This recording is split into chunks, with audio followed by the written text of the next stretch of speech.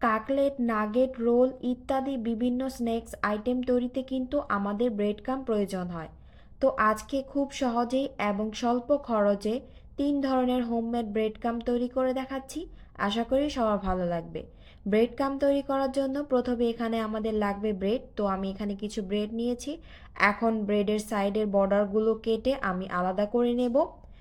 এখন ব্রেডের সাদা অংশ এবং সাইডের অংশগুলো আমি আলাদা আলাদা করে ব্লেন্ড করে নেব। একটি পাত্রের মধ্যে ব্রেডের সাইডের যে অংশগুলো ব্লেন্ড করে রেখেছিলাম ওইগুলো দিয়ে লো হিটে অনবরত নাড়বো আর ভাজতে থাকবো।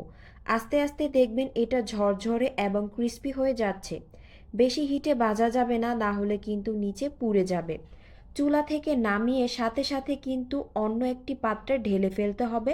ঠান্ডা হওয়ার পর কিন্তু এটা আরও ক্রিস্পি হয়। এটা তৈরি হলো এক ধরনের ব্রাউন ব্রেড ক্রাম্ব। এখন ব্লেন্ড করা ব্রেডের সাদা অংশ অর্ধেক দিয়ে সেম প্রসেসে লো হিটে ভেজে তুলে নেব।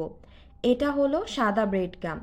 বাকি যে সাদা অংশ আছে ওইটা দিয়ে আমি সামান্য জর্দার রং দিয়ে দিচ্ছি 1/2 চা চামচ। সেম প্রসেসে আবারও লো হিটে আমি এটা ভেজে তুলে নেব। আবারও বলছি, চুলা থেকে নামানোর সাথে সাথে কিন্তু অন্য একটা ঠান্ডা পাত্রে ঢেলে ফেলতে হবে। যদি এই গরম পাত্রের মধ্যে রাখেন তাহলে কিন্তু পাত্রের তাপে নিচে পুড়ে যাবে। এটা হলো অরেঞ্জ ব্রেড ক্রাম্ব। এটা সাধারণত নাগেট তৈরিতে লাগে।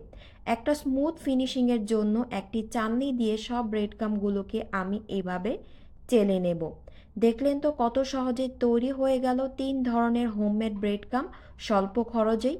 তো আজকের এই ব্রেড ক্রাম্বের রেসিপিটা কেমন লেগেছে অবশ্যই কমেন্টে জানাবেন।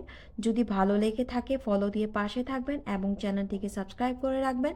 তো আবার দেখা হবে নতুন কোনো এক রেসিপি ভিডিও নিয়ে। ততক্ষণ সবাই ভালো থাকবেন। আল্লাহ হাফেজ।